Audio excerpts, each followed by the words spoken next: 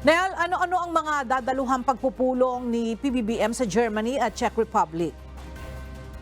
Yes, Ayla, inaasahan na makakapulong ni Pangulong Ferdinand Marcos Jr. ang mga malalaking kumpanya sa Germany at Czech Republic sa kanyang pag-alis ngayong hapon papuntang Berlin.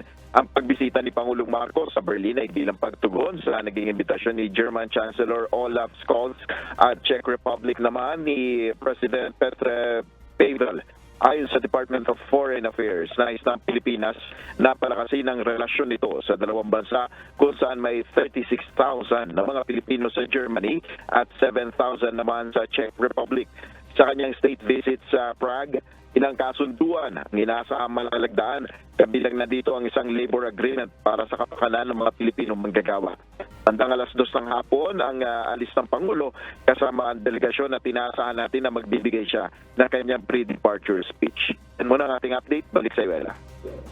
Maraming salamat, Nel Maribojo.